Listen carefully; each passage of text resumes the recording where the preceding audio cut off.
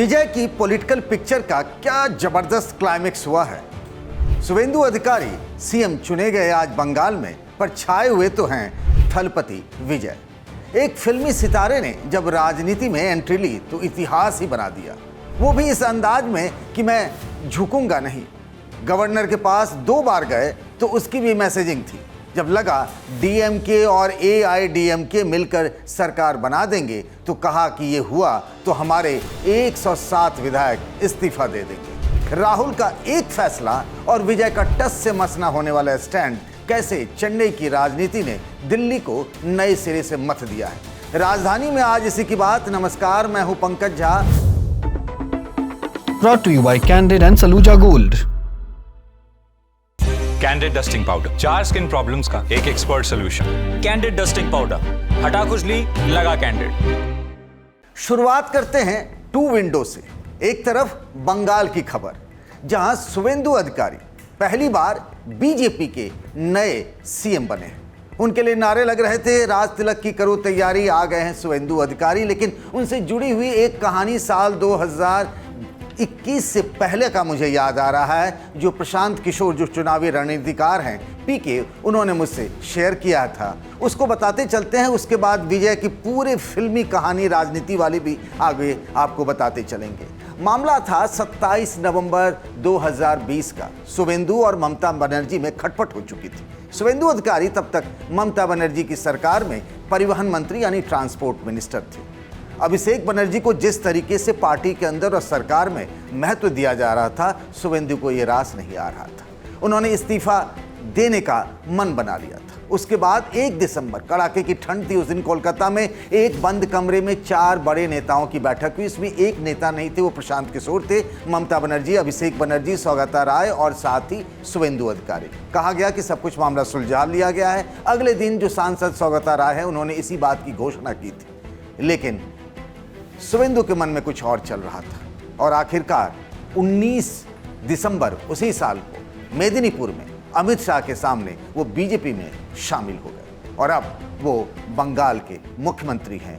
वही बंगाल जहां बीजेपी का झंडा और डंडा भी आज से कुछ साल पहले ढोने वाला नहीं मिल रहा था। ऐसा ही कुछ करिश्मा एक्टर विजय ने भी तो किया है। पहली बार नई पार्टी बनाई और देखते ही देखते सबको उन्होंने धूल चटा दिया। लेकिन मामला पिछले कुछ दिनों से कहां अटका पड़ा था और अब वो पिक्चर खाली साफ हो गया है, इसके बारे में बताते हैं थोड़ा विस्तार से। सबसे पहले खबर आई अचानक से कि एआईडीएमके और डीएमके के बीच कुछ खिचड़ी पक रही है। इसकी भनक तब लगी जब ऐसा लगा कि एआईडीएमके एनडीए से बाहर होने वाली है। ये जो सालों का रिश्ता था दोनों पार्टी के बीच में, वो कुछ अलग हो रहा है और ये मैसेज आने लगा कि दोनों ही पार्टियां जो बीते कई सालों से एक दूसरे के कट्टर विरोधी हैं। और ऐसा कहा जा रहा था कि जैसे नदी की 2 किनारे नहीं मिल सकते हैं, वैसा ही हाल इनका था। और खबर आने लगी कि दोनों ही पार्टियां मिलकर तमिलनाडु में सरकार बना सकती हैं। पर शाम होते होते तक वो जो एक धुंधली सी कहानी चल रही थी, वो पिक्चर साफ हो गई। थम्बी दुरई का कहना था कि जनता की ये भावना है, पब्लिक सेंटिमेंट है कि एआईडीएमके की सरकार बने। पहले सुन लेते हैं उन्होंने अंग्रेजी में जो कहा थम्बी दुरई ने, कि जनादेश मिला विजय को और उन्होंने इस जनादेश की व्याख्या कैसे अपने मन से अपने हित में कर दी। There is the public sentiment is there that ADMK has to come to the power. That is the voters at the time whenever my party leader Edapadi visited, lot of emotion and everything public showed that we are expecting that may happen due course of time with God's grace. कितना बड़ा जनमत के साथ ये मजाक है कि इनकी पार्टी तमिलनाडु में इस बार तीसरे नंबर पर रही नतीजों के हिसाब से। 50 सीटें भी नहीं आई और ऊपर से इनके विधायकों के टूटने की भी चर्चा बीते कुछ दिनों से जोरों पर थी। आधे से ज्यादा विधायकों को, एक मोटा फिगर जो आया है वो करीब 28 विधायक, उनको पुडुचेरी शिफ्ट किया गया। पर ये सरकार बनाने का दावा कर रहे थे, पर विजय ने तो कोई इशारा किया ही नहीं, यानी उधर से कोई न्योता मिला नहीं तो खुद इधर से क्या कर लेते वो। विजय तीसरी बार बीते 3 दिनों में राज्यपाल से मिले। दोनों बार जब वो मिले तब भी उनके पास वो मैजिक नंबर नहीं था, यानी 118 का। उनके पास जो संख्या थी 108 और उसके साथ ही 5 विधायक कांग्रेस के, उनके समर्थन के दम पर उन्होंने सरकार बनाने का दावा राज्यपाल के सामने पेश किया, लेकिन राज्यपाल ने दोनों ही बार उन्हें खाली हाथ लौटा दिया। इस पर भी तरह तरह के विवाद हुए कि क्या राज्यपाल का जो पूरा इसमें स्टैंड रहा वो कहीं पार्शियल तो नहीं रहा, ऐसा तो नहीं लगा किसी के इशारे पर वो काम कर रहे हैं। सीपीआई, सीपीएम और वीसीके की बैठक आज हुई। तीनों के पास 2-2 विधायक थे, मतलब कुल मिलाकर विधायकों का समर्थन हो रहा था 6। नंबर गेम कैसे बना इसे समझ लीजिए। जो टीवीके की पार्टी है उनके पास 108 हैं।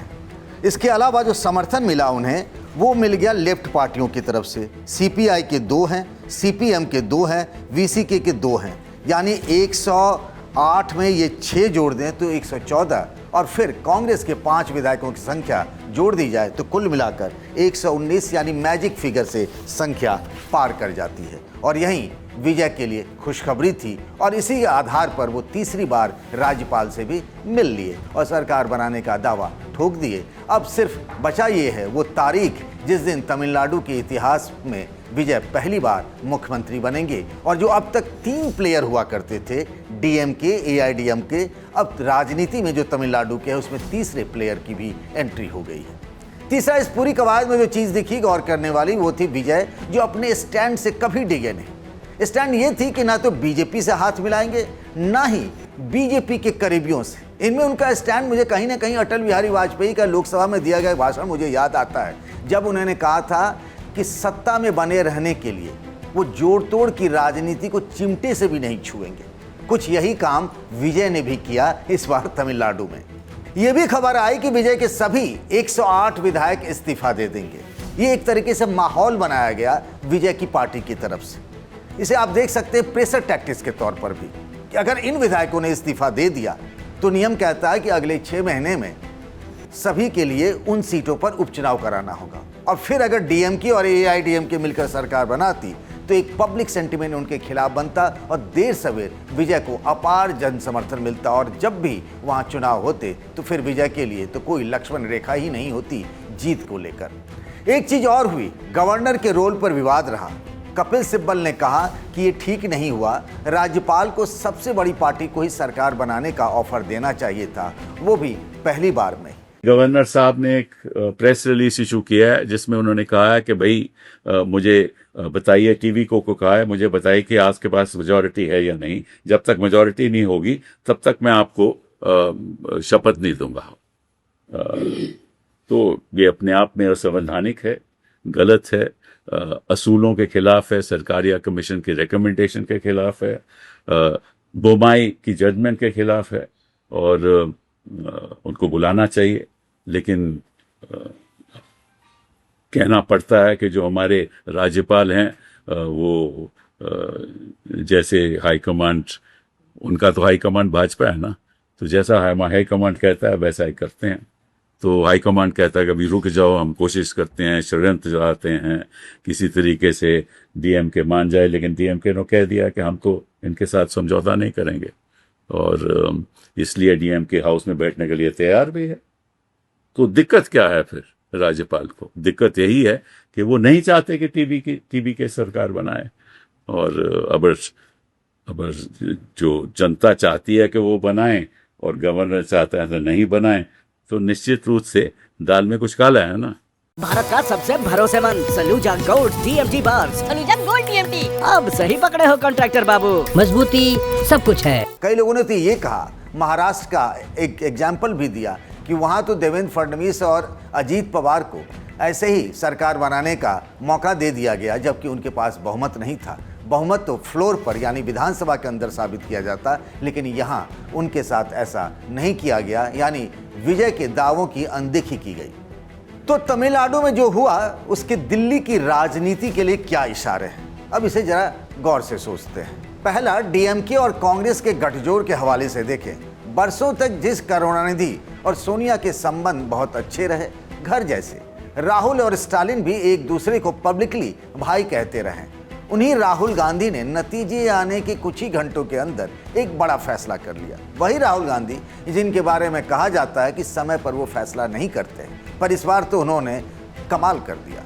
उन्होंने तुरंत फैसला ले लिया और ये फैसला लिया कि वो विजय का साथ देंगे। लगता है वो चुनाव के पहले से ही क्लियर थे कि उन्हें नतीजों के बाद क्या करना है। वो लड़े तो डीएमके के साथ गठबंधन में, लेकिन नतीजे आते ही साथ हो लिए विजय के। ऐसा लग रहा था जैसे नतीजे आने का ही वो इंतजार कर रहे थे, क्योंकि असल खेल 2019 का लोकसभा चुनाव का है। बंगाल में लोकसभा की 42 सीटें हैं और राहुल गांधी को ऐसा लगता है कि बदली हुई परिस्थितियों में अगर वो ममता बनर्जी के साथ मिलकर गठबंधन में चुनाव लड़ते हैं तो उन्हें इसका फायदा हो सकता है, सीटों की संख्या बढ़ सकती है।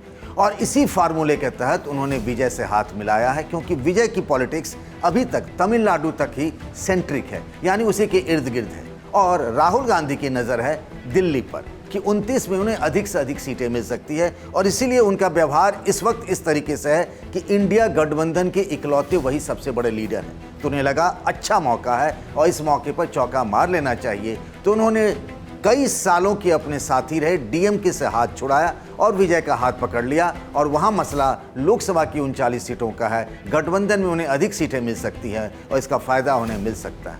आपको क्या लगता है कि राहुल गांधी का ये जो दांव है विजय के साथ जाने का, उससे 2029 में उनके लिए फ़ायदा हो सकता है? विजय उनके लिए लकी चार्म हो सकते हैं, जैसा विजय खुद तमिलनाडु में पहली बार मुख्यमंत्री बन रहे हैं, किस्मत वाले रहे, पार्टी बनाकर तुरंत मुख्यमंत्री भी बन रहे हैं। राहुल गांधी के लिए वो किस्मत का दरवाज़ा खोल सकते हैं क्या?